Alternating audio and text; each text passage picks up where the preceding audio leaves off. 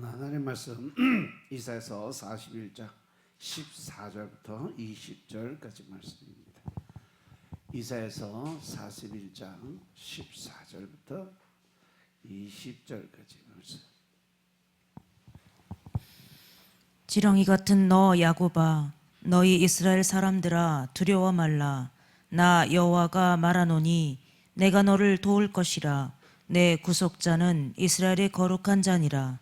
보라, 내가 너로 이가 날카로운 세타작 기계를 삼으리니 내가 산들을 쳐서 부스러기를 만들 것이며 작은 산들로 겨같게 할 것이라.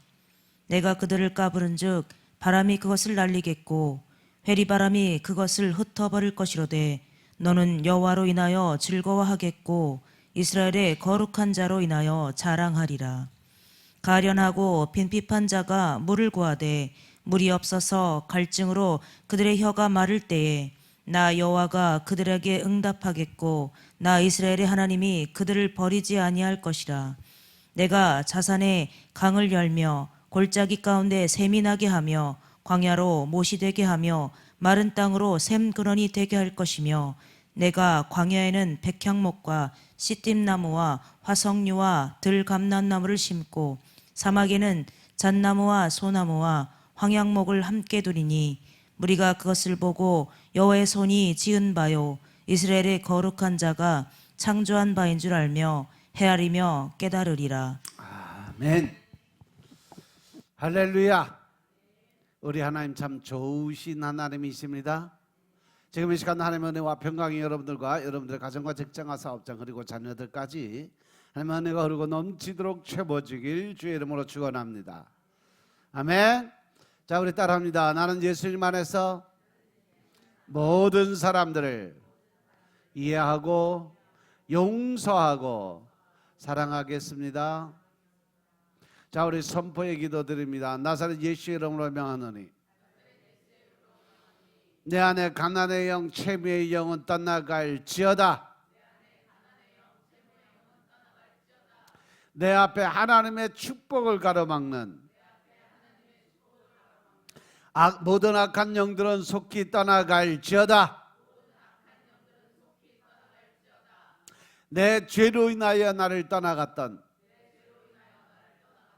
모든 영권, 인권, 물권의 권세들은 속히 회복되어 회복될지어다.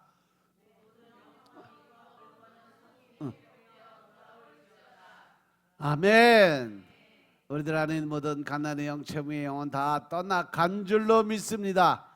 우리의 모든 빚은 다 청산된 줄로 믿습니다. 내 앞에 하나님의 축복을 가로막는 악한 영들은 다 떠나간 줄로 믿습니다. 그래서 하나님이 내게 주신 모든 영권, 인권, 물권의 권세들이 다 회복되어 돌아온 줄로 믿습니다.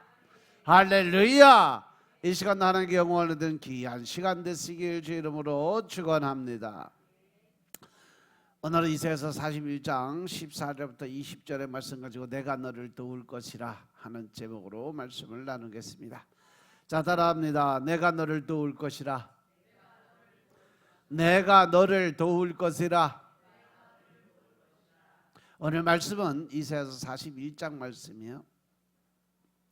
여기 말씀 본문 말씀을 좀 전하려고 보니까 이사야서 41장 말씀 전체를 한번 들어보는 게 더 낫겠다. 이사야 전체 말씀을 보면 이스라엘 백성들이 자기 인생을 살아가면서 자기의 생각, 자기 뜻, 자기 방법대로 살아가다 보니까 자신들을 돌보지 않으시는 하나님의 무심함 그리고 억울함을 신원하지 않고 침묵하는 것에 대해서 아주 많은 불만을 표시를 하고 살아요. 근데 그 모습을 보니까 우리가 늘 하나님께 받은 것은 생각지 아니하고 내가 원하는 것만 달라고 하는 우리들의 모습과 뭐 틀린 점이 뭐가 있냐는 거죠. 과거에 그 살았던 이스라엘 백성 벌써 몇백 년, 몇 천 년 전에 살았던 그 사람들의 모습이나 지금 우리가 사는 모습이나 거의 비슷하다, 똑같다 그러다면 결국 인간의 본성, 즉 죄성이라는 것은 변하지 않는다는 거죠.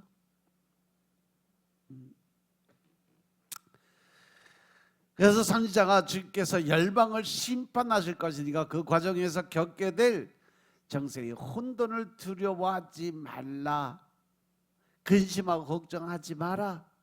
그리고 이렇게 격려하는 거예요. 그러면 이 격변하는 세상에서 우리가 취할 때는 무엇일까?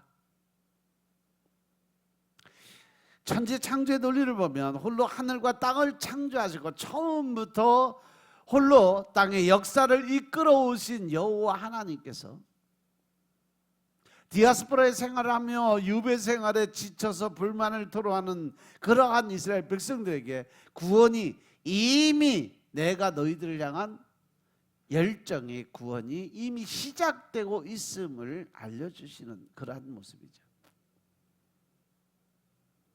이 디아스포라의 유배민들은 눈을 들어서 바벨론 제국의 변경에서 일어나고 이는 그 모든 사실을 눈으로 보게 만들어요.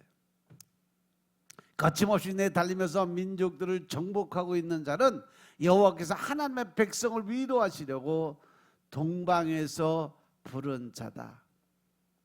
그래서 이 동방의 독수리가 이스라엘 백성들을 변화시키고 하나님의 마지막 때를 이룰 수 있는데 그때가 바로 마지막 때가 될 거다라고 말씀하신 것이 바로 이 이사야서 42장이 넘어가면서 이제 바로 연결이 돼요. 그래서 이제 초반에 그 말씀 1절부터 7절의 말씀에는 동방에서 한 사람을 부르신 여호와 하나님의 말씀이 기록이 되어 있어요. 사람들은 흔히 보이지 않는 힘이 역사와 개인의 삶에 개입을 한다고 믿어요. 내 삶 속에 어떻게 보이지 않는 힘, 그것이 하나님인지 아니면 하나님 믿지 않는 자들은 자기가 믿는 신, 즉 귀신들이죠. 그들이 자기 인생을 개입한다고 생각을 해요. 그래서 물론 하나님을 믿는 우리들은 기도로, 간구로, 말씀으로, 그래서 하나님과 관계를 회복하고 그 안에서 하나님의 뜻을 깨닫고 순종하고 나아가면 풀리지만, 하나님 믿지 않는 사람들이 찾아가는 게 누구요? 무당만신이죠. 점쟁이죠. 자기들 나름대로 자기 인생에 그 신이 개입을 한다 그래서 찾아다니는 것이 귀신이에요. 그래서 종종 기가 막힌 상황 앞에 서면 스스로 자문할 때가 있어요. 하나님께서 이제 날 잊으셨나? 아니면 하나님이 나를 떠났나? 이런가 혼돈과 혼란 속에 빠지면 결국 하나님을 원망하고 불평하며 결국 하나님을 떠나는 그러한 일들이 생겨요. 하지만 홀로 하늘과 땅을 창조하시고 처음부터 홀로 이 땅의 역사를 이끌어 오신 여호와 하나님께서는요, 이 땅이 다른 어떤 힘에 의해서 움직이도록 이 세상을 그냥 놔두지는 않으신다는 거죠. 홀로 하늘과 땅을 창조하신 하나님께서는요, 바로 이 땅의 역사를 주관하고 계심을 믿으시기 바랍니다. 오직 하나님만이 이 우주의 질서를 세우시고 이 우주를 질서대로 운행을 하십니다. 이 땅에 말의 권세로, 입술로 이 땅을 지으신 분이 바로 하나님이세요. 그러면 그 입술로 선포된 대로 이 땅에 직접 모든 것을 만드신 분은 누구예요? 예수님이시죠.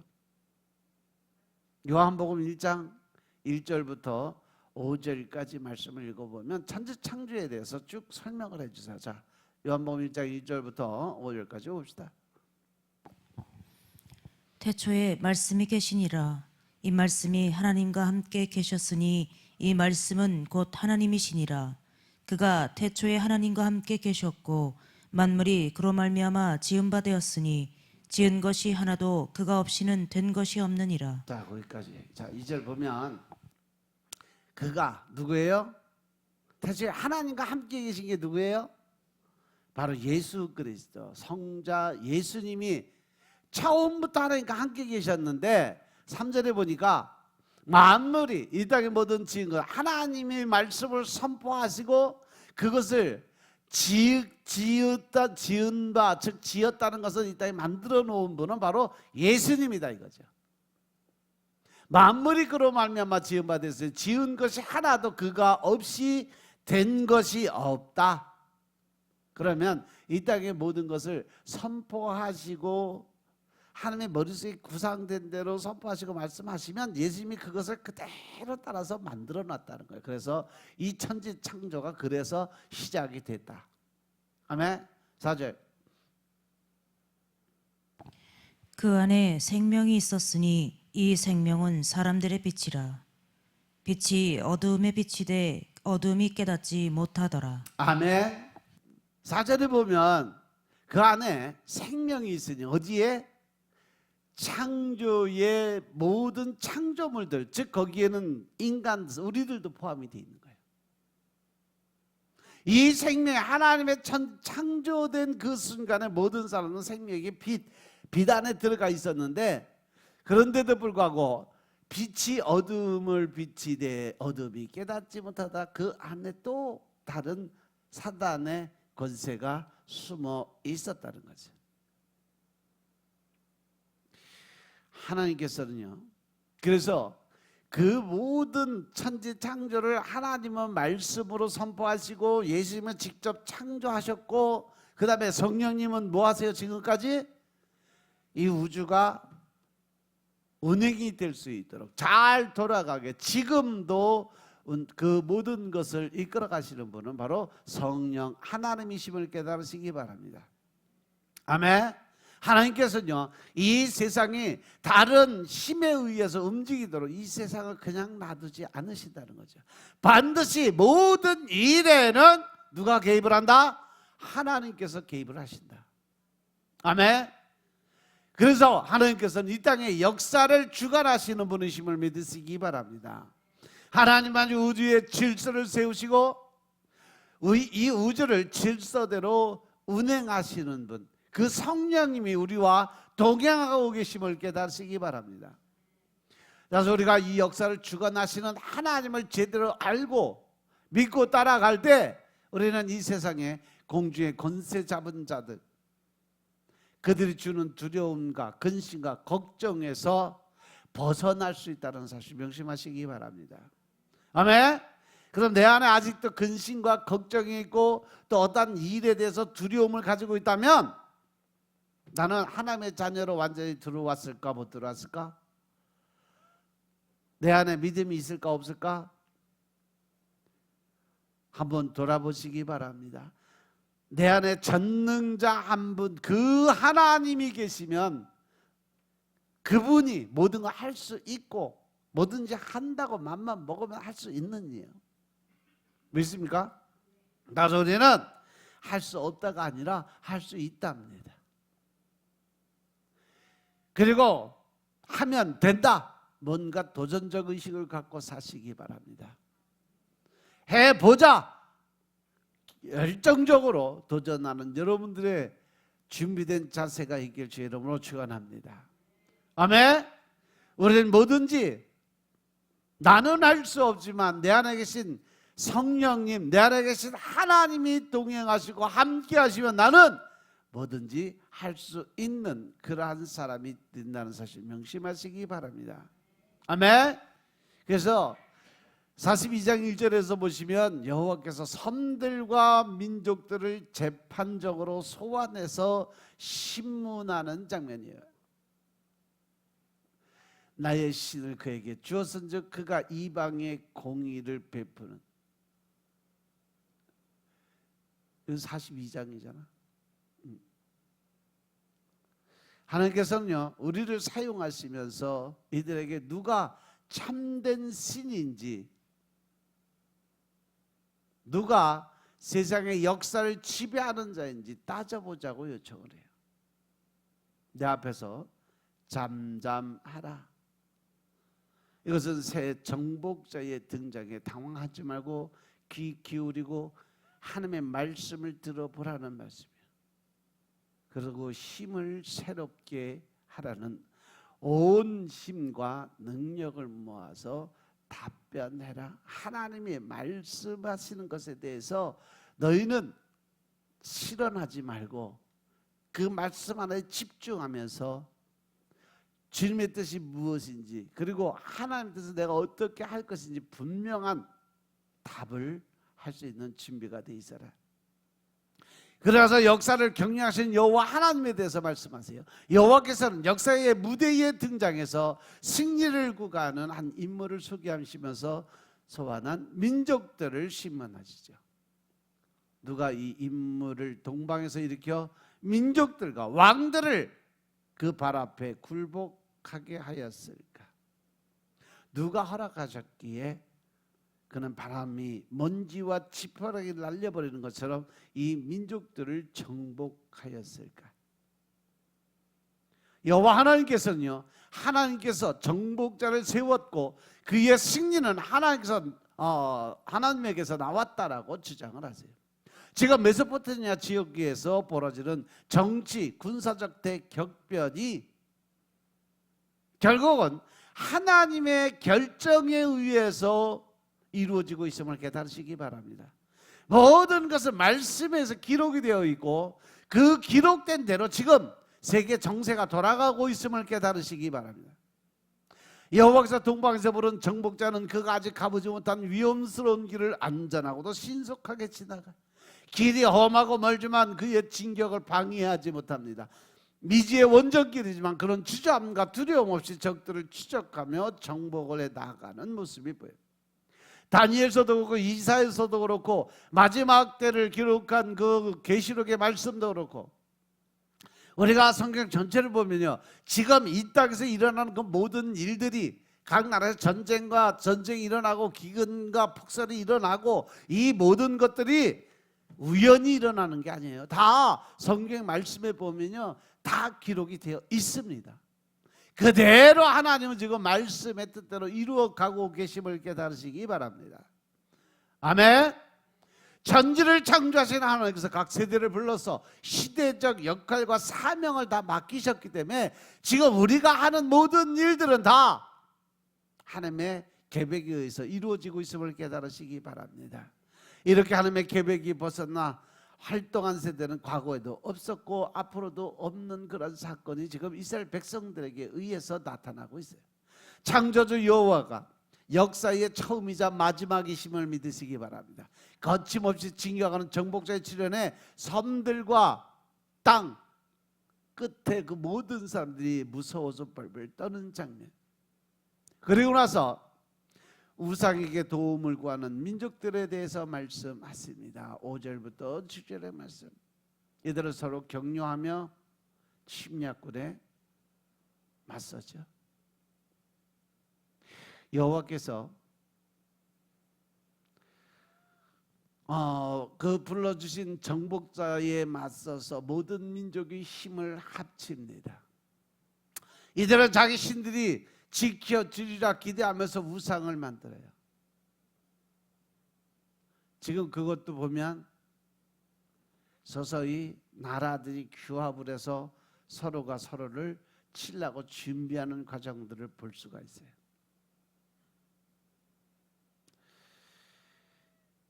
그래서 이 장인들이 금장색 도금을 하고 그래서 우상을 만들어서 격려하고 망치로 새를 고르게 하는 자는 댐들이 잘 됐다고 매질꾼들을 격려하고, 그리고 나서 우상을 만들어서 그 우상이 흔들리지 않게 넘어지지 않게 못을 박아서 고정시키는 장면들이 나와요. 못을 단단히 박아 우상을 흔들리지 아니하게 하는 터다. 우상과 우상 숭배자들에게 대한 예언자의 신랄한 이것은 조롱일 수밖에 없죠. 침략군이 땅을 뒤흔들며 무섭게 진격할 때 우상이 흔들려 넘어지지 않도록 장인들이, 그 우상을 만든 사람들은 못으로 고정을 해 놓아야 된다라는 거예요. 이 말을 뒤집으면 우상이 그 백성들을 지키고 보호해 줘야 되는데 오히려 우상이 위기에서 사람을 지켜주는 게 아니라 사람이 우상을 흔들리지 않게 보호해주는 그러한 사건이 벌어진다는 거죠. 알고 보면 이것이 그 우상들을 믿는 사람들을 조롱하는 거예요. 혼자 제대로 서 있지도 못하는 우상이 어떻게 역사의 주인이 되고 어떻게 그 백성들을 지키고 보호하겠느냐는 거죠. 여호와께서 동방에서 부른 정복자에 의해서 누가 세상 역사를 주관하는지 분명하게 나타나고 드러나게 하시는 그 모습이에요. 그리고 나서 8절부터 13절을 보면 여호와께서 택한 야곱에 관해서 말씀을 하십니다. 하나님께서는 이 세상의 역사를 주관하실 뿐 아니라 우리 한 사람 한 사람에게 따뜻하고 자상한 관심을 가지고 우리를 구체적으로 도와주시는 분이심을 믿으시기 바랍니다. 하나님의 약속이 성취되는 것은 우리의 믿음을 요구합니다. 우리와 하나님과 관계가 회복을 위해서는요, 제일 중요한 것은 오직 믿음, 오직 한 길로 걸어갈 수 있는 이 강단이 필요하다는 거예요. 아멘. 하나님의 약속이 성취되는 것은 바로 우리의 믿음을 요구하기 때문에 그렇습니다. 하나님을 향한 믿음의 기도로 나타납니다. 따라서 우리가 기도를 드릴 때 약속을 이루시는 하나님을 분명히 만나게 될 수 있다는 사실 명심하시기 바랍니다. 그래서 우리가 무엇으로 기도드릴 때 하나님의 역사는 일어날 수 있다? 믿음의 기도는. 할렐루야. 바로 그 믿음의 기도가 우리의 모든 것을 바꿀 수 있다는 사실 명심하시기 바랍니다. 이스라엘은 하나님께서 친히 세우신 나라예요. 하나님께서 이스라엘을 나의 종, 나의 벗이라고 불러주세요. 이것을 이사야 선지자에게만 하신 말씀이 아니라 예수님도 우리들에게 이제는 내가 너희를 종이라 부르지 않고 나를 뭘로 불러준다고? 친구라 부른다 그러잖아요. 나의 종, 나의 벗, 이제 종이 아니라 나의 친구가 된다. 그 친구에서 이제 아들 삼아주시고 아들 중에서도 장자로 삼아주시고 그 장자의 권한에서 이제 왕같은 제사장의 직분을 주시고 더 나아가서 내가 너희를 세상의 신이라고 부르지 아니하였느냐. 하나님께서는 우리가 하나님과의 관계가 깊어지고 깊어질수록 내 안에 믿음이 성장해서 나가면 나아갈수록 하나님 우리에게 주신 권세 능력은요 점점 하나님과 가까워질 수 있는 관계를 형성해놨어요. 처음에 아무것도 모를 땐 종의 입장에 있었지만 이제 조금 알고 나니까 친구가 되게 만들어주시고 그 친구가 된 과정에서 조금 더 깊은 관계 형성이 될 때 바로 아들 삼아주시고 믿으시면 아멘 합시다. 그 아들 중에서도 이제는 장자의 권한, 즉 하나님의 모든 대업을 이어받을 수 있는 권한을 하나님이 주세요. 얼마나 감사한 일이요. 거기서 더 나아가서 장자의 권한이 아니라 이제는 하나님의 그 권위까지도 물려주시되 왕같은 제사장의 직분을 허락하시는 거예요. 만왕의 왕으로 오신 그 예수님이 이제는 우리들의 그 모든 권세를 이양시켜 주겠다는 거예요. 그래서 그 말씀의 증거로 요한복음 14장 12절의 말씀이 이루어진 거예요. 나를 믿는 자는 내가 하는 일도 그도 하겠고 더 나아가서 나보다 더 큰 일도 할 수 있는 권세 주겠다 약속하셨음을 깨달으시기 바랍니다. 아멘. 따라서 하나님께서 이스라엘의 죄를 심판하시기 위해 하나님의 뜻을 이루고 하나님의 그 뜻을 깨닫게 만들어주기 위해서 그들을 그 자리에서 예루살렘에서 흩어버리셨던 사건, 그것이 사도행전에 보면 자세히 기록이 되어 있어요. 여호와께서 일으키신 정복자의 등장이 우상에 의존하는 민족들을 두려움에 빠뜨리고 이스라엘은 두려움에서 벗어나게 해줍니다. 나의 종 내가 택한 야곱, 나의 벗 아브라함의 자손, 이 모든 말씀은 바로 구속사에 뿌리를 넣은 그러한 표현인 것임을 깨달으시기 바랍니다. 아멘. 주전 587년 파국적인 재앙도 불구하고 여호와께서는 여전히 이스라엘의 구원자이심을 말씀하십니다. 특이하게도 아브라함의 부름과 선택이 미래 구원의 모델로 제시가 되고 있죠. 여호와께서 아브라함 안에서 이스라엘을 땅 끝에서 불러내셨어요. 조상 아브라함에게서처럼 후손들에게도 하나님의 능력과 선하심을 보여주실 거죠. 멸망과 유배로 이스라엘의 선택이 폐기된 것이 아닙니다. 하나님께서는요 아주 정확하신 분이에요. 잘한 건 잘했다고 칭찬하시고 상을 주시지만 못한 건 잘못한 것에 대해서는 반드시 심판하신다는 거죠. 그래서 지금 여기서도 보면 하나님께서는 이스라엘 백성들의 잘못된 삶들을 그 불순종을 심판하셨지만 그들을 버린 것은 아니라는 거예요. 그래서 유배민들이 하나님께서 택한 하나님의 종이고 여전히 하나님의 명령과 보호 아래에 있다는 것을 강조하시는 거예요. 그리고 이제 10절에서 하나님이 말씀하세요. 참으로 내가 너를 도와주리라. 할렐루야. 새로운 정복자가 등장하고 기존의 정치적 질서가 요동치는 혼란의 시대에 거쳐 들어왔지만 하나님께서는 유배민의 하나님으로 함께 하시기에 이제 너희가 두려워할 필요가 없다. 왜? 나의 의로운 오른손은 너를 구원하는 능력의 손이라는 것임을 강조하시면서 내가 의로운 오른손으로 너를 붙들어 주겠다고 약속을 하신 거죠. 하나님의 의로운 그 손들이 새로운 정복자를 통해서 하나님의 백성을 해방시킬 준비가 되어 있다는 거예요. 여기서 두려워하지 말라는 이 말씀은 명령이에요. 하나님은 이스라엘 백성들이 직접 명령을 해서 두려움을 제거해라. 여러분들 안에 하나님의 마음이 들어오고 하나님이 주신 그 은혜가 들어오면 평안과 위로의 마음이 있어야 돼요. 두렵고 떨리는 마음은 누가 주는 마음이다? 사단 마귀가 주는 마음이다. 그러니까 하나님 여기서 명령하신 거야. 너 두려워하지 마, 떨지 마, 근심 걱정하지 마. 근데 우리는 어떻게 살아요? 늘 근심하고 걱정하고 안 되면 어떡하나, 저거 잘못되면 어떡하나, 늘 그냥 부들부들 떨고. 우리 옆 사람에게 한번 인사합시다. 담대한 믿음으로 삽시다.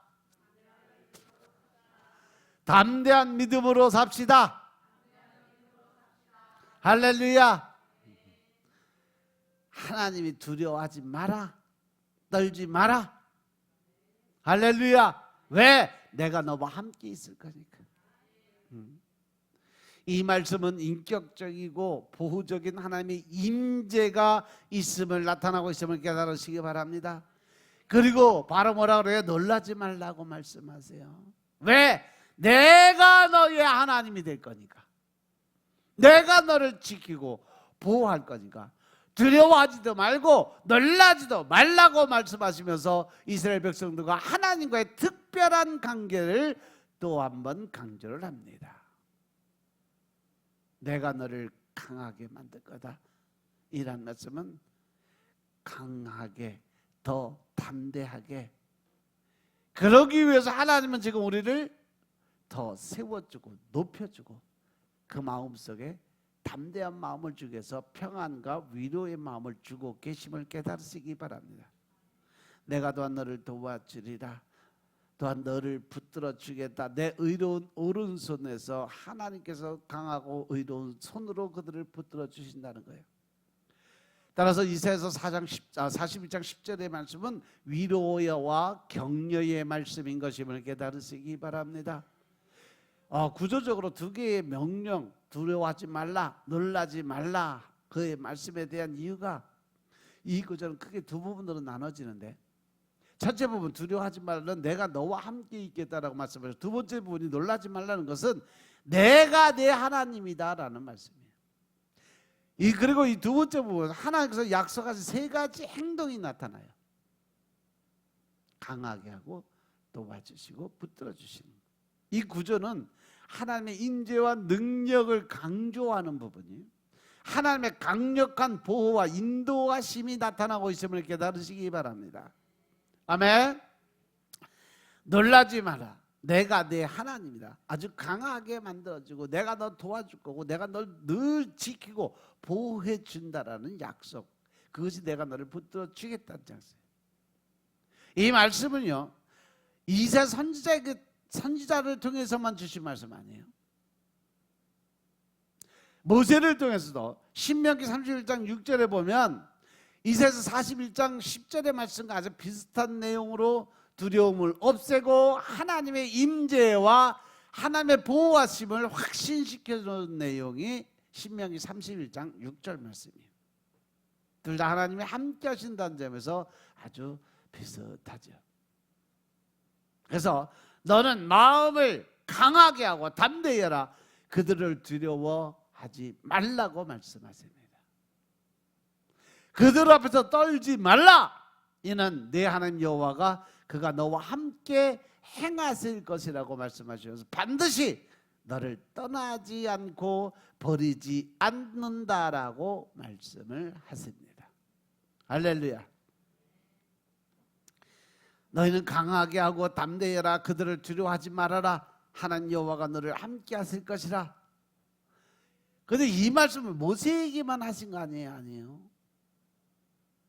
그 대를 이은 여호수아에게도 같은 말씀하세요. 할렐루야. 여호수아서 1장 9절의 말씀을 보면 여호수아에게 주신 명령 역시 이사야서 41장 10절의 말씀과 똑같은 말씀하세요. 두려움을 버리고 담대하라는 메시지를 전합니다. 자, 같이 있습니다. 시작. 내가 내게 명령한 것이 아니냐? 마음을 강하게 하고 담대히 하라. 두려워 말며 놀라지 말라. 내가 어디로 가든지 네 하나님 여호와가 너와 함께 하느니라. 아멘. 할렐루야. 여러분들이 믿는 하나님, 여러분들이 믿는 그 아버지가 이렇게 여러분들 나를 살리기 위해서, 나를 세워주기 위해서 끊임없이 이렇게 위로하고 축복하고 또 마음의 평화를 갖다 주기 위해서 이렇게 많은 말씀을 주셨음을 믿으시기 바랍니다. 깨달으시기 바랍니다. 이 이사야서 41장 10절 말씀은요, 구속사적 신학의 중요한 구절이에요. 그래서 하나님의 주권과 하나님의 백성에 대한 무한한 사랑과 보호하심을 나타내는 말씀. 이것은 곧 하나님께서 사람들을, 우리들을, 성도들을 얼마큼 사랑하시는지 무한적인 사랑의 표현이 이 안에 들어있음을 깨달으시기 바랍니다. 여기서 하나님은 개인적이고 친밀한 방식으로 내가 너와 함께 있다라고 말씀하세요. 이것은 하나님이 멀리 계신 분이 아니라 하나님 백성들과 밀접하게 관계를 맺고 있다는 것을 의미합니다. 하나님은요, 절대 혼자 무엇을 하시는 게 아니에요. 늘 하나님이 하시는 일에는 하나님의 창조물인 우리들이, 사람들이, 성도들이, 하나님을 믿는 하나님의 군사들이 그 안에 늘 같이 동행하는 그런 일을 하고 계신다는 거죠. 또한 이 구절은요, 하나님이 우리의 두려움을 대신해서 강함과 평안을 주시는 그러한 분이심을 나타내고 있어요. 이 말씀을 신학적으로 볼 때 이 구절은 예수님의 말씀과도 연결이 될 수 있다는 거죠. 예수님도 제자들에게 마태복음 28장 20절에 보면 내가 세상 끝날까지 너와 항상 함께 하겠다는 약속을 주세요. 바로 하늘나라로 올라가기 직전에요. 이는 하나님께서 구원의 구약에서부터 계속해서 하나님의 백성들과 함께 하신다는 사, 내가 결코 너를 싫어 버리지도 않고 떠나지도 않겠다는 약속을 예수님이 하늘나라로 올라가기 직전에 거기서도 똑같이 비록 내가 여기서 떠나지만 내가 여기서 떠나가는 것이 너희들한테 유익하다는 말씀을 주죠. 미리. 그죠? 왜? 또 다른 보혜사 성령을 너한테 보내주려면 내가 하늘로 올라가야 돼. 그러니까 나는 지금 올라가는데 결코 내가 떠나가는 것이 그냥 떠나는 것이 아니라 나는 너와 세상 끝날까지 항상 함께 있을 거야. 그러니까 걱정하지 말고 두려워하지 마라. 근심하고 걱정하지 마라. 이렇게 말씀하시는 거예요. 믿으시면 아멘 합시다. 그리고 역사와 문화적 배경에서 보시면 이사야 41장은요 바벨론 포로 시대에 쓰여졌다고 보이는데 이스라엘 백성은요 바벨론에 의해서 포로로 끌려가고 많은 두려움과 고통 속에 살아가고 있었어요. 그들은 자신들의 나라가 멸망하고 하나님이 이제는 이스라엘 백성들을 버리셨다라고 느꼈어요. 이러한 상황에서 이사야 선지자는 하나님께서 여전히 하나님이 너희들의 하나님이시고 하나님은 너희들을 결코 포기하지 않을 것이라고 위로의 말씀을 전하는 장면이에요.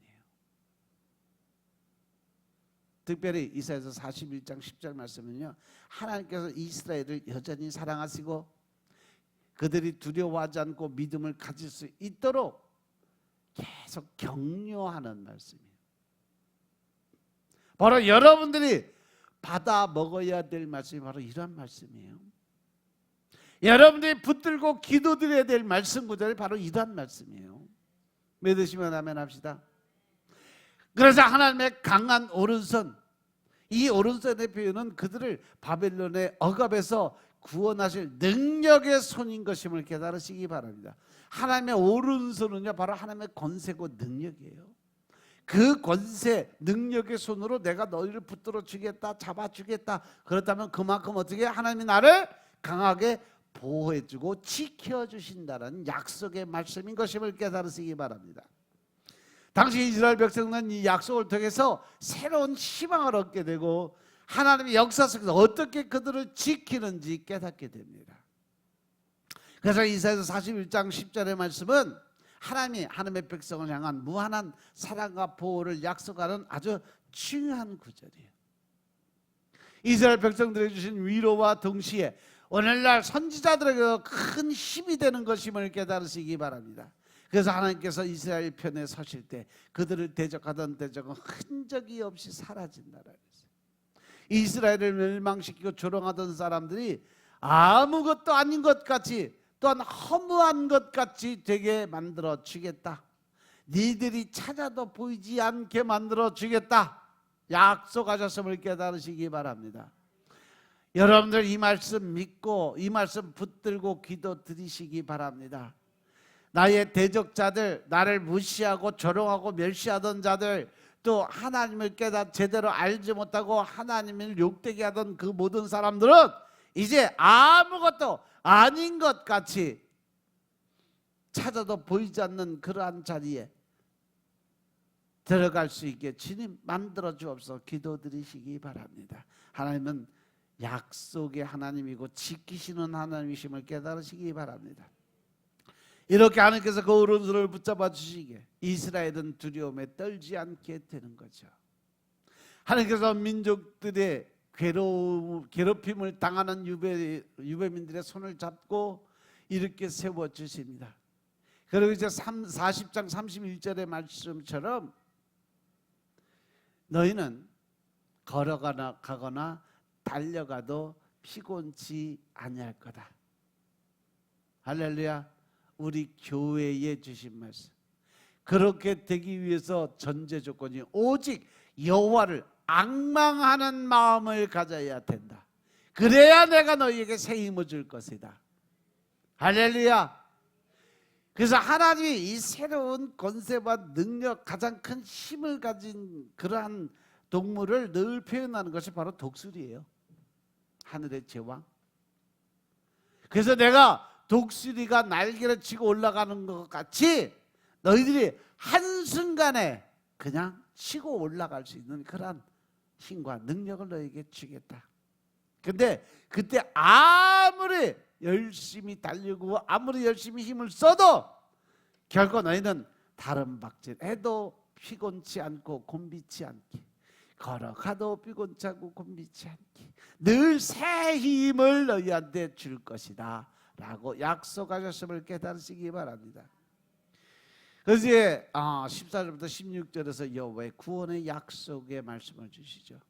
구원은 오직 하나님께로부터 나오는 것이고 하나님 은혜의 결과임을 기억하시기 바랍니다.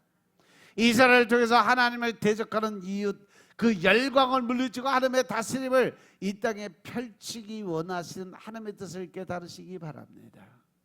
이스라엘 하나님께서는 우리 역시 하나님의 나라와 하나님 나라의 의를 위해서 사용하시려고 우리를 구원하셨음을 깨달으시기 바랍니다. 그래서 우리에게 하나님의 구원의 역사가 예수님을 믿고 내가 구원을 받은 이유는 결국 너희는 나가서 뭘 해라? 전하라라는 거죠. 하나님의 사랑을 전해라. 예수 그리스도의 사랑을 전해라. 하나님의 그 위대하고 큰 능력을 전해라. 그러면서 많은 하나님의 백성들을 구원해라 하는 명령인 것임을 깨달으시기 바랍니다. 하나님께서 함께 하시는 이스라엘은 절대 작지 않은 나라다라고 말씀하세요. 옛날에 예수님이 태어날 때 이 베들레헴이란 그 지방의 그 이름 앞에도 하나님께서 너희는 작지만 작은 고울이 아니다라고 말씀하세요. 그 말씀이 곧 지금의 이스라엘 민족이 전체 인원이 몇 명이나 될 것 같아요? 세계 지금 뭐 최강의 무기를 가지고 최고의 경제를 가지고 오히려 미국보다도 더 부강한 나라가 이스라엘이라고 지금 얘기들을 해요. 그래서 미국도 함부로 이스라엘은 손을 못 대는데 지금 오히려 엉뚱한 데서 지금 이 조상 대대로 원조부터 지금 대적적인 관계에서 서로 싸우고 있어요. 이스라엘 백성이 몇 명이 될 것 같아요? 전체가? 몰라? 1000만 명이 안 돼요. 서울시 인원보다도 작아요. 순수 이스라엘 혈족들은요 지금 한 600만에서 700만 정도밖에 안 돼요. 나머지 그 주위에 있는 디아스포라의 저 사람들 혼혈 민족까지 다 합해야 1000만에서 1200만이에요. 서울 시민보다 작아요. 그런데 하나님이 주시는 권세 능력은 전 세계 톱이라는 거죠. 그 작은 인원이 1200만의 그 인원이 전 세계를 지금 쥐락펴락하고 있는 거예요. 이스라엘 그 백성들, 이스라엘 사람들이요, 유대인들이 미국에서 싹 빠져서 이스라엘 딱 모이면 미국 경제가 다 무너져요. 왜? 중요한 모든 자리를 다 유대인들이 잡고 있거든요. 머리 좋은, 머리 써야 되는 그런 것들. 모든 거 개발하고 만들고 하는 것은 다 이 유대인들의 머리에서 나와요. 그런데 다행스럽고 감사하게 한 3년, 4년, 한 5년, 2000년대, 2002년 그때부터 2000년대부터 서서히 판세가 바뀌기 시작을 해요. 그래서 지금은 전 세계 가장 중요한 탑의 매니지먼트들 유대인들에서 다 어디로 바뀌어요? 한국 사람으로 바뀌어가고 있어요. 그러면서 지금 한국이 세계 경제의 현재까지는 6위까지 올라가 있어요. 우리나라도 결코 큰 나라가 아니잖아. 가장 작은 나라예요. 땅덩어리 따지면 가장 작은 나라고 가장 힘없는 나라예요. 그런데 그나마도 어떻게 해서 반쪽 잘라놨잖아. 그럼에도 불구하고 지금 전 세계 사람들이 다 한국 사우스 코리아를 관심 있게 지켜보고 있습니다. 왜? 하나님의 때가 됐으니까. 하나님께서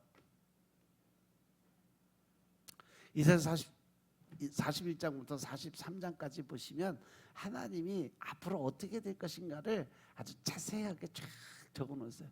그런데 마지막 때에 내가 너희들에게 땅속에 묻어놓은 검은 돈을 주어서 그것으로 전 세계를 다 평정하게 만들 거야 라고 말씀하셨어요.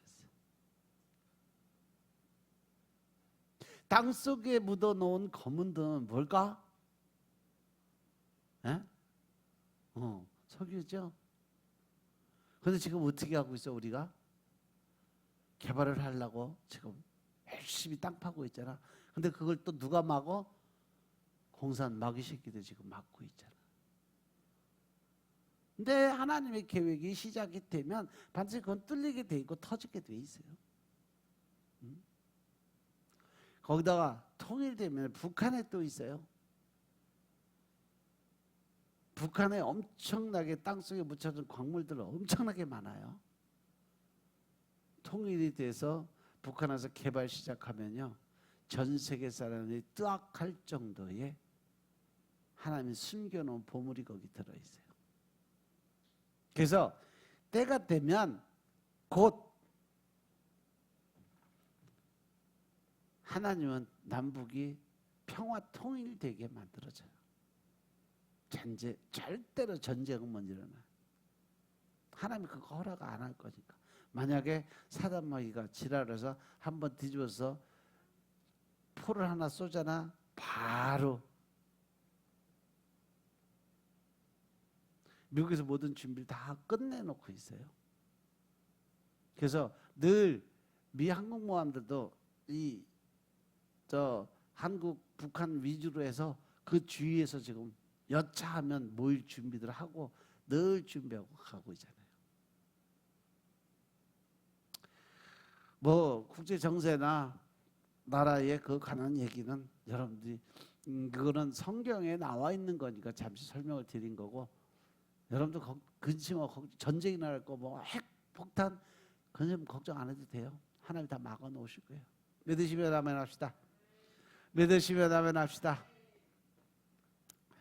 하나님께서 결코 이스라엘이 작지 않다라고 말씀하셨어요.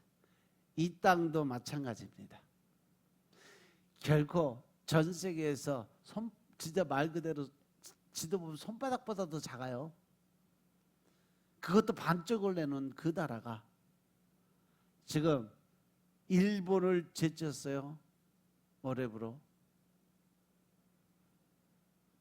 그 정도로 전 세계 1위라고 자부했던 일본까지도 제치고 지금 올라가고 있어요. 그래서 하나님께서 새 타작기로 산들을 쳐서 부스러기로 만들 뿐 아니라, 이 말씀 아주 무서운 말씀인데 또 이 말씀을 받는 사람 입장에서 보면 엄청나게 기쁨과 희열이 올라올 수 있는 말씀이에요. 적들을 겨처럼 흩어버릴 거라고 말씀하세요. 하나님께서는 고레스를 통해서 영원할 것만 같았던 바벨론과 야곱을 무너뜨린 사건이 있었어요. 근데 이 고레스가 누구냐? 이방인이요. 아무것도 모르는, 하나님도 몰랐던 사람이에요. 근데 그를 들어서 왕으로 세우고 그를 통해서 바벨론을 쓸어버린 하나님의 사건. 이사야서 45장의 말씀이에요. 야곱을 수식하는 이 버러지, 지렁이, 이것이 그만큼 이스라엘이 보잘것없는 민족으로 퇴락됐다는 말씀이에요. 처량한 신세가 된 야곱에게 하나님께서 도움을 약속해 주시며 위로하시는 말씀. 그분은 이스라엘의 거룩하신 분이고 구속자이심을 믿으시기 바랍니다. 그분의 거룩함은 역동적으로 힘으로 심판과 구원의 역사를 이루는 가운데 드러납니다. 구속자는요, 지파 시대의 유산에 속하는 개념이에요. 언약 관계 안에서 하나님의 백성을 위해서 개입하시는 하나님의 구원의 행위를 강조하는 것이 바로 이 구속과 대속의 은혜라는 거죠.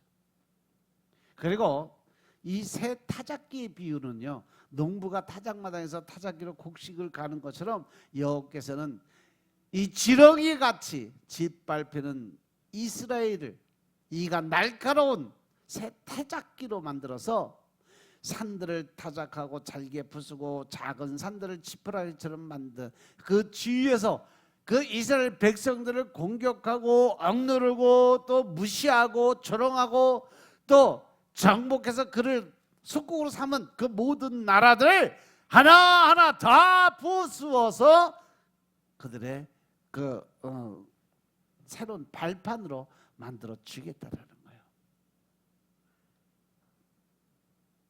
그리고 이제 16절에 나오는 키질의 비유는요, 바벨론으로부터 해방이 이사야서 후반부의 중심에 나타나기 때문에 첫 번째 적이 좀 더 가능성이 커 보이죠. 여기서 표상이 타작에서 키질로 바뀌어 버리죠. 이스라엘 그것들 까부르면 이제 다 부수고 다 했으니까 이제는 농사 다 짓고 깨 다 떨었어. 그 다음엔 뭐 해요? 키질을 하잖아요. 이제 먼지 돌 다 고르고 알곡만 고르기 위해서 먼지 키질을 하면서 먼지 이 지푸라기들 다 빼내고 다 흔들어서 키질을 하면 알맹이 이 알곡과 돌멩이가 따로 또 구분이 돼요. 키질하는 옛날 어르신들 키질하는 건 기가 막히게요. 예? 하다가 보면 딱딱 알곡과 돌멩이가 다 구분이 돼요. 딱 나눠져요. 그래서 알곡은 빼고 돌멩이는 버리고 이런 식으로 하나님이 알곡과 쭉정이를 구별하는 작업을 하시겠다. 즉 내적 영적 정화를 가르쳐 주는 그러한 일을 하시겠다. 본문이 바람에 날려가는 지푸라기에 초점을 맞추기 때문에 타작기의 표상처럼 이스라엘의 생존을 위협하는 대적의 멸망을 보여주는 그런 상징으로 이해하는 것이 더 좋아요. 그래서 지렁이처럼 버러지처럼 절망적인 삶을 살던 그런 사람들에게 기쁨을 주시겠다. 문제를 해결해 주겠다. 무시당하는 거 무시당하지 않게 만들어 주겠다. 믿으시면 아멘 합시다. 이스라엘의 거룩하신 분을 구속자로 경험한 유대민들은 그분 안에 기뻐 뛰놀며 자랑하며 살아갈 수 있게 만들어 주겠다는 거죠. 그리고 이제 17절부터 20절에서는요, 하나님께서 축복을 약속해 주십니다. 우리는 교회를 통해서 하나님의 부르심에 응답해서 순종하며 일할 때 하나님께서 공급하신 은혜도 경험을 하게 됩니다. 하지만 이런 경험은 교회라는 울타리를 넘어서 세상으로 확장되어야 된다는 거죠. 여러분들이 받은 은혜, 여러분들이 받은 기쁨, 여러분들이 받았던 그 평안한 마음을 여러분들만 가지고 있는 것이 아니라 이것을 들고 나가서 세상 사람들에게 똑같은 마음을 갖게, 똑같은 경험을 할 수 있게 전해 주라는 거예요. 믿으시면 아멘 합시다. 그래서 세상이 우리들을 통해서 하나님을 만나야 되고 하나님께 예배드리는 법을 배우게 해줘야 된다는 겁니다. 믿으시면 아멘 합시다. 하나님의 응답은 상상을 넘는 풍요로움을 우리에게 보여주신다는 사실 명심하시기 바랍니다. 광야의 백향목과 시띠나무와 화석류와 들감나무와 사막의 잣나무 그리고 소나무와 황양목이라고 이 화양목 이 향기가 나는 그러한 나무 목재가 있어요. 이것이 바로 최고의 복이라는 거죠. 누구도 상상하지 못했던 일. 이 모든 일은 하나님께서 하실 일들이라는 거죠. 그 말씀을 여기서 넘어 이제 이사야서 43장 18절부터 보면 하나님 어떻게 일하실 건지 결과에 답을 주세요. 18절 그래서 너희들이 과거에 어떠한 일, 어떠한 생활, 어떠한 모습을 살았는지 생각하지. 너희는 이전 일을 기억하지 말고 옛적 일을 아예 생각하지 말라고 말씀하세요. 그러면서 19절, 이제 내가 새 일을 행하겠다 약속하세요. 이제 분명히 너희들한테 보여주겠다. 너희가 그것을 알지 못하겠죠. 정령이 내가 광야에서 광야의 길과 사막의 강을 내겠다. 할렐루야. 우리가 광야 같은 이 황량한 사막 같은 인생을 살았는데 거기에 새로운 희망을 심어주겠다는 약속이요.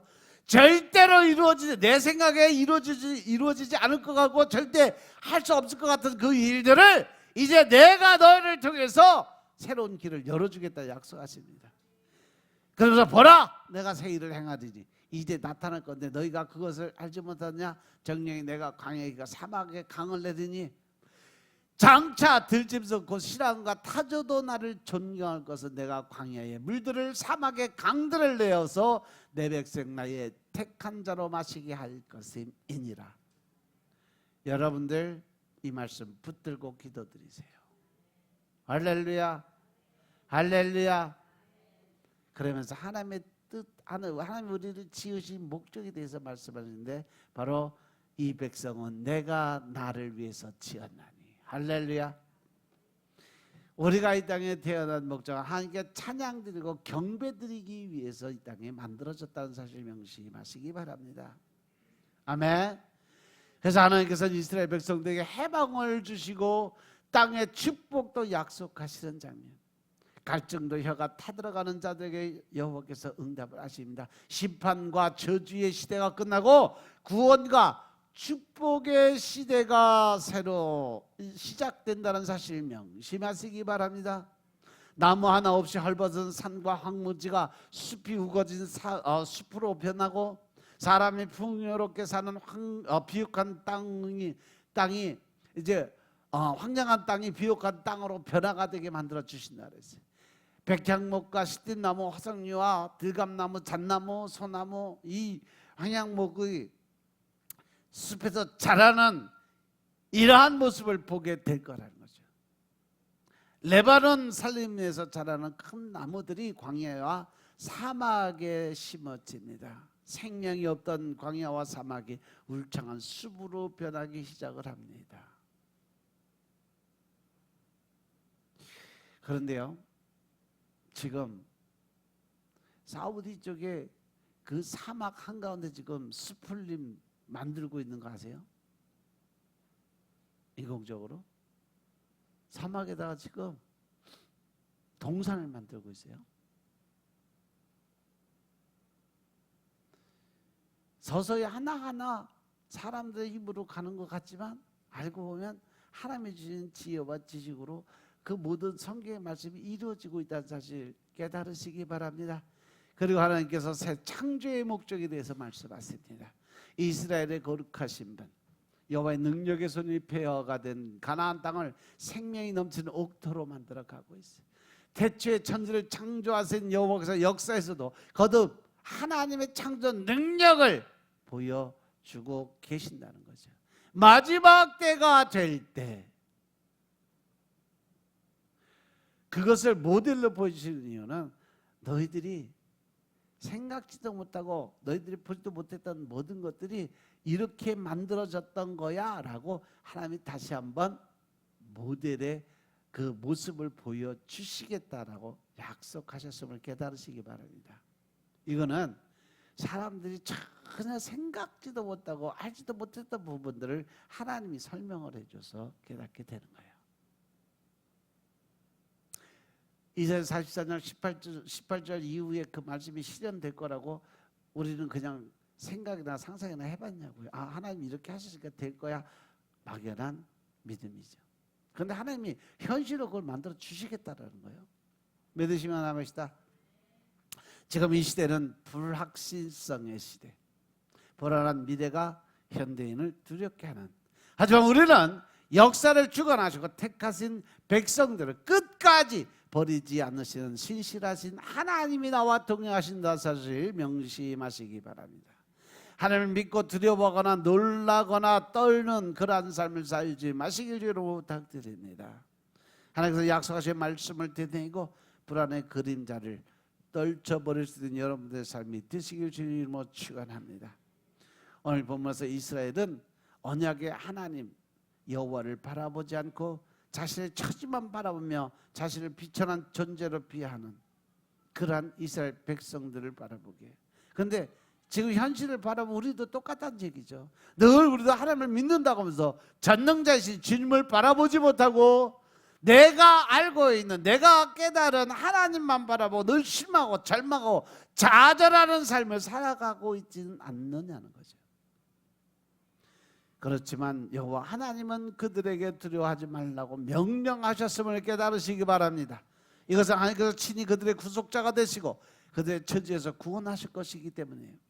그로 인해서 하나님께서 친히 그들을 도우러 나서시기 때문에 그들이 엄청난 반전이 일어나게 될 것임을 깨달으시기 바랍니다.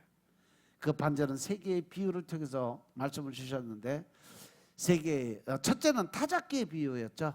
하나님이 이스라엘을 이가 날카로운 새 타작기로 삼으심으로 그들을 압제하던 열국을 도리어 짓밟게 만들어 주겠다. 믿으시면 아멘 합시다. 여러분들 이 말씀을 붙들고 기도드리세요. 두 번째는 뭐냐? 목마름의 비유예요. 이스라엘의 비참한 상황, 가난으로 물을 구해도 얻지 못하고 목마름을 고통받는 사람들의 비유가 됐는데, 그들이 하나님을 떠났기 때문에 전능하신 하나님을 믿지 못하고 세상을 바라보며 환경과 조건, 사람들을 바라보고 있었기 때문에 하나님께서 그들을 떠나셨고, 그로 인해서 그들의 영적인 목마름이 온 거예요. 이 상황의 해결은 언약의 관계 회복을 의미하는 직설적인 표현을 통해서 제시가 되고 있죠. 세 번째는 뭐냐? 동산 조성의 비유죠. 메마른 땅과 같은 이스라엘이 이제 하나님의 손에서 변화를 경험하게 됩니다. 농부로 묘사된 하나님, 여호와 하나님은요, 메마른 땅에 풍성하게 물을 공급해 줄 것이고 비옥한 땅으로 만들 뿐 아니라 그곳에 다양한 나무들까지 심어서 울창한 동산을 만들어 주겠다고 약속하신 부분 명심하시기 바랍니다. 이 모든 것이 바로 이스라엘의 회복에는 목적이 있어요. 왜 이스라엘을 회복시키냐? 첫째, 이스라엘이 자기 하나님 여호와로 말미암아 즐거워하고 그를 자랑할 것이라는 거죠. 두 번째는 온 세상의 창조주 여호와 하나님의 능력을 깨닫게 만들어준다. 하나님이 어떤 분인 걸 알게 만들어준다는 거죠. 그래서 이스라엘을 회복하신 하나님의 목적은요, 예수님 안에서 구원받은 성도들 삶에 아주 중요한 적용점을 제시를 해요. 뭐냐? 죄와 죽음으로 멸망할 수밖에 없는 죄인들을 예수님 안에서 오직 은혜로, 구속과 대속의 은혜로 구원해 주시겠다는 약속의 말씀이었죠. 이 뒤로 이제 이사야서 53장 이후로 넘어가면 예수님이 이 땅에 오셔서 행하시는 일들, 그래서 구속과 대속의 은혜 어떤 것인지 이미 이사야 선지자를 통해서 다 기록해 놓고 그대로 이루셨음을 깨달으시기 바랍니다. 다시 이제 우리는 그 구원자 하나님을 즐거워하고 그를 영화롭게 해야 되고, 우리의 변화된 삶을 세상이 보고 하나님께 영광 올려드릴 수 있도록 말씀에 의지해서 담대한 믿음을 가지고 평안한 믿음을 생활하는 여러분들의 삶이 되시길 주의 이름으로 축원합니다. 기도드리겠습니다. 아버지 하나님 감사드립니다. 오늘도 아버지 은혜 가운데 우리가 살아갈 수 있는 능력의 종이 될 수 있도록 도와주시니 감사합니다. 늘 신령과 진정의 마음으로 하나님 나라의 군사 되게 도와주시니 감사합니다. 이제 주님의 말씀하신 대로 우리가 순종과 복종의 믿음을 갖고 살게 하시고, 이제 하나님의 더 큰 사랑을 나누고 베푸는 자리에 우리가 서게 하여 주시고, 하나님의 뜻을 깨닫고 순종하며 복종하며 주님이 원하시는 대로 우리가 두려워하지 말고 떨지 말고 오직 하나님의 의만을 드러내고 세상 사람들에게 하나님의 평안과 위로를 전하는 군사들 다 될 수 있도록 축복하옵소서. 모든 말씀 우리 주 예수 그리스도 이름으로 감사드리며 기도드렸사옵나이다. 아멘.